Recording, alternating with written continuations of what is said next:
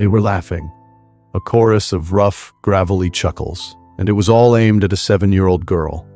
Her entire world had just been snatched away. The greasy air of the small bus station cafe, thick with the smell of old coffee and stale bacon, suddenly felt heavy, suffocating. Tears welled in Lily's wide blue eyes. She stood alone, a small, fragile figure dwarfed by the worn linoleum floor and the towering, leather-clad men who had cornered her. The shiny medal, her only link to a hero she barely had the chance to know, was now just a toy, a trivial trinket being dangled from the thick, grimy fingers of a man who saw only a weak and easy target. His friends, a pack of hyenas circling their prey, threw their heads back and roared. They saw a little girl in a pink dress, crying over a piece of metal. But they were about to learn that some of the smallest people carry the biggest legacies, and that a name, engraved in simple letters, can carry the weight of a sacrifice so profound it could silence a room and bring the proudest of men to their knees. The day had started out just like any other Tuesday. The Crossroads Cafe was a relic, a place where time seemed to slow down.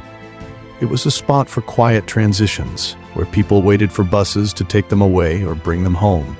For Lily and her grandfather, Arthur, it was their weekly ritual. Every Tuesday, Arthur would bring her here for a chocolate milkshake, while they waited for the 3:15 bus to take them to her specialist appointment in the next town over.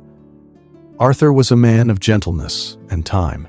His hands, though gnarled with age, were always soft when they held his granddaughters. He moved with a slow, deliberate grace, his eyes holding a permanent mix of deep sorrow and an even deeper love for the little girl who was his whole world. Lily was a quiet child, made so by a heart condition that kept her from the rough and tumble play of other kids. Her life was one of books, drawings, and the silent, powerful bond she shared with her grandfather.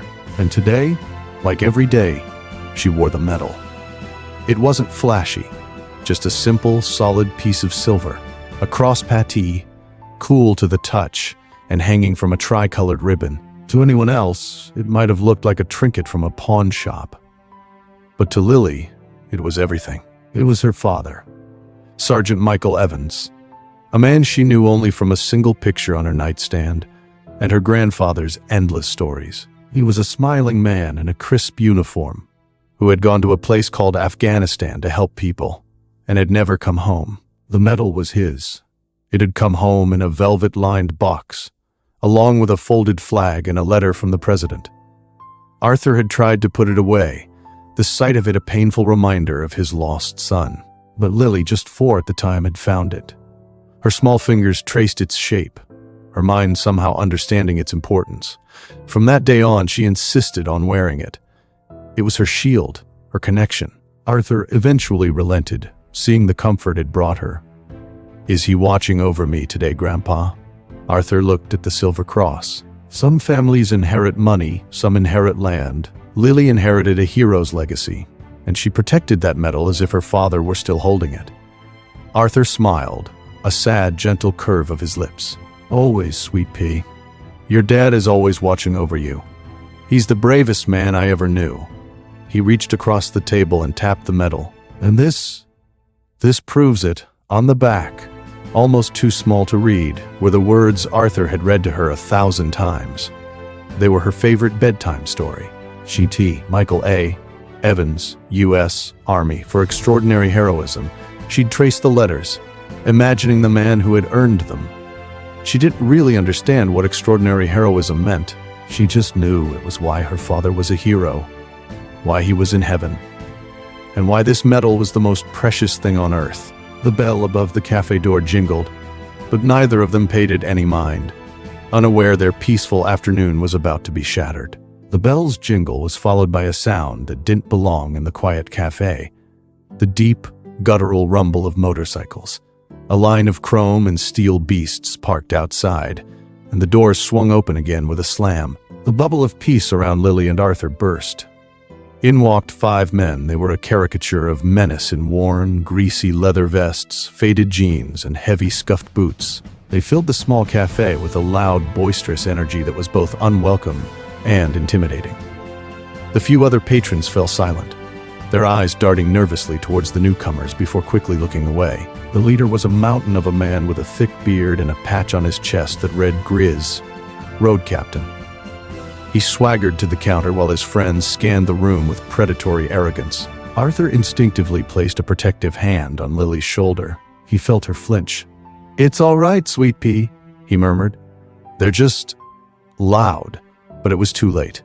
One of the bikers, a lanky man with a cruel smirk and a snake tattoo coiling up his neck, had noticed them, his beady eyes fixed on the glint of silver at Lily's neck. Well, what do we have here?" he sneered, walking towards their booth. Grizz, the leader, turned from the counter to watch with amusement. The lanky biker leaned over their table, smelling of stale beer and gasoline. "Looky here, boys. Little princess has got herself some bling." His friends chuckled. Lily shrank back, her hand flying up to cover the metal. Her fragile heart began to hammer against her ribs. "Don't touch it," she whispered, her voice trembling. The biker's smirk widened. "Did you hear that? The little doll is giving orders." He reached out a grimy hand. Arthur, despite his age, moved to stop him. "Leave her alone," Arthur said, his voice firmer than he felt. "We don't want any trouble." Grizz let out a short, barking laugh. "Easy there, old-timer. Razor's just admiring the jewelry. Nobody inside the cafe knew it yet." But the next 10 seconds would change everything. Razor, emboldened, swatted Arthur's hand away. Before Arthur could recover, Razor's fingers closed around the metal and yanked. The chain snapped. "No!" Lily cried out, a raw, desperate sound. Razor held the metal up, dangling it between his thumb and forefinger. "Ooh, shiny. What is this, little girl? You win a prize for being the prettiest princess at the ball?" The other bikers howled with laughter, crowding the booth and cutting Lily and Arthur off from the world. Grizz lumbered over, snatching the metal to inspect it. "Let's see this thing," he grumbled. "Looks like some cheap junk. What's it for?" "It's my daddy's." Lily sobbed, tears streaming down her face. "Please, give it back, your daddy's." Grizz chuckled. What did he do? Win a pie-eating contest? The laughter was deafening. The other patrons stared at their plates, at the floor, anywhere but at the scene of casual cruelty. Fear had smothered the room. Arthur struggled to his feet, his face pale with fear and fury. "That is a United States military decoration," he said, his voice shaking. "You will give it back to my granddaughter right now. You have no idea what that metal represents." Grizz just laughed in his face. "Oh, I think I do, old man. It represents something I can sell for a few bucks to buy a round of beers." He turned to his cronies. "This little piece of tin worth a round?" They cheered. Grizz slipped the metal into his vest pocket. "Sorry, princess, finders keepers. To the bikers, it was just a piece of metal. To Lily, it was the last thing her father ever gave her." Lily's world crumbled. That metal wasn't just metal. It was her father's courage. And now it was gone. Pocketed by a man who thought it was worth a round of drinks. She buried her face in her grandfather's side, her small body racked with sobs. Arthur wrapped his arms around her, his own eyes burning with unshed tears of rage and helplessness. Then the bell above the door rang again, and a man walked in who would change the entire afternoon. This time the man who entered was the complete opposite of Grizz and his crew. He was of average height and build, wearing a simple jacket, clean jeans, and work boots. There was an air of stillness about him, a quiet confidence that didn't need to be announced. He was the kind of man you could pass on the street 100 times and never remember. They call them quiet professionals for a reason. He paused inside the door, his eyes taking in the entire scene in a single sweeping glance. He saw the bikers, he saw the frightened patrons, and he saw the old man comforting a crying little girl. His gaze lingered there for a moment. He walked to an empty table in the corner, one that gave him a clear view of the room. He sat down. The man looked ordinary. Average height, simple clothes, quiet eyes, but men like him spend their lives doing extraordinary things. The waitress, Flo, approached him hesitantly. "Coffee," he said, his voice quiet but clear. Black, the man, whose name was Cole, didn't look at the menu. He simply sat, relaxed but alert, and watched. He watched Grizz tell a vulgar story. He watched Razor toss a crumpled napkin at the back of Arthur's head.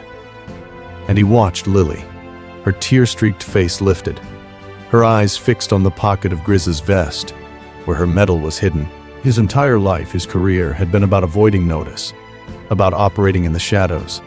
His motto, the creed of his brotherhood, was De oppresso liber, to free the oppressed. And as he sat there, he saw a 7-year-old girl who was being oppressed. Finally, when Grizz pushed his plate away and stood up, preparing to leave, Cole knew it was time. He rose from his chair, not quickly but with a fluid, deliberate motion. He left a few dollars on the table and began to walk towards the exit, his path taking him directly past the bikers. As he passed Arthur, he paused, his eyes fixed on Grizz. "You have something that doesn't belong to you," Cole said.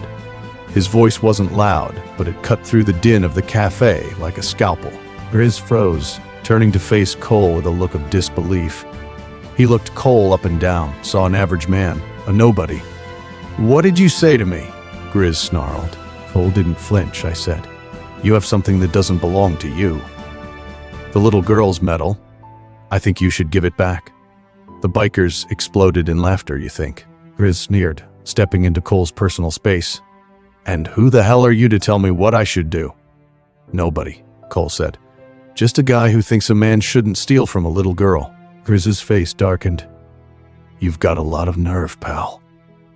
He poked a thick finger into Cole's chest. "Now, I suggest you walk out that door before you find out what we do to nobodies who stick their nose where it doesn't belong." Cole looked down at the finger on his chest, then back up at Grizz. A small sigh escaped his lips. "I was hoping you'd just give it back. It would have been easier then."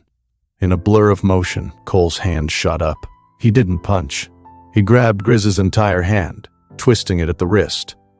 Grizz bellowed in pain, his knees buckling. Cole used Grizz's momentum against him, spinning him around and slamming him face first against the counter. With his other hand, he reached into Grizz's vest pocket and pulled out the medal. The other bikers were frozen, stunned by the sheer speed and brutal efficiency of the takedown. This wasn't a brawl. It was a professional application of force. Cole held Grizz pinned with one hand. With his free hand, he opened his palm and looked at the medal. He turned it over. His eyes scanned the small engraved letters. GT. Michael A. Evans, U.S. Army. For extraordinary heroism. The air in the cafe grew heavy. Cole's face, which had been a mask of calm focus, suddenly changed. The hardness in his eyes softened, replaced by a wave of profound sorrow. He let go of Grizz, who slumped to the floor, groaning. Cole didn't even look at him. He turned slowly, his eyes finding Lily. He knelt down in front of her, so their eyes were level. He held out the medal, resting it gently in his palm. His own hand was trembling. "Michael Evans," he said, his voice thick with emotion, barely a whisper. "Mikey." They called him Mikey. He looked up, meeting Lily's tear-filled eyes. "Was he your father?" Lily, too scared to speak, just nodded. Cole's composure finally broke. A single tear escaped his eye. He took a deep, shuddering breath. "Your father," he said, his voice cracking. "Your father saved my life. I would not be standing here today if Sergeant Michael Evans had not carried me out of that valley. Every birthday I've celebrated, every Christmas with my family, every sunrise I've seen since then, I owe to your father." The silence in the Crossroads Cafe was no longer about fear. It was pure, unadulterated shock. The words hung in the air. A statement of debt, of honor, of a bond forged in combat. Grizz, still on the floor, looked up, his face a mask of confusion. The other bikers just stared, the pieces of the puzzle rearranging themselves in their minds into a picture they weren't prepared for. Cole ignored them all. His world had shrunk to Lily's tear-streaked face. "My name is Cole," he said, his voice steady now. "I served with your father. We were in the same unit. Us, Army Special Forces, even the bikers recognized the name. Green Berets, the soldiers trained to go where others cannot." The room became even quieter. He held the medal out to her. "This is a Distinguished Service Cross," he explained gently. "The Army gives this for extraordinary heroism. It's the second highest honor a soldier can receive. Your father didn't just win a contest, little one. He did something so brave that most people can't even imagine it." Cole carefully took the two broken ends of the chain and held it around her neck, unable to fix it but holding it in place. Then, he began to tell the story, his gaze distant. "We were in a valley in Afghanistan," he began. The entire cafe leaned in to hear. "We were a small team, just 12 of us, and we were ambushed. Pinned down, there were hundreds of them, hidden in the rocks above us." He painted a picture with his words. Dust, fear, the whistle of bullets. He made them feel the hopelessness. Our radio was gone. We couldn't call for air support. We were cut off, trapped. I was hit, shrapnel in my leg. I couldn't move. I was out in the open. I saw an enemy fighter aiming his rifle right at me. I closed my eyes. I was ready to die. He paused, taking a shaky breath. Lily watched him, her own tears forgotten. "But I didn't die," Cole continued. "Because your father, Mikey, did something I've never seen before or since. He broke cover. He ran, zigzagging through a storm of enemy fire, drawing all of it to himself. It was a miracle. He laid down suppressing fire so we could pull our wounded back. He got to me first, grabbed me by my vest and dragged me behind a rock. Bullets kicking up dust all around us. He just grinned and said, 'The only easy day was yesterday, Cole.' Then he was gone again, running back into that hailstorm to get the others. He got every single one of us to safety, all of the wounded, but he wasn't done. He knew we couldn't hold out.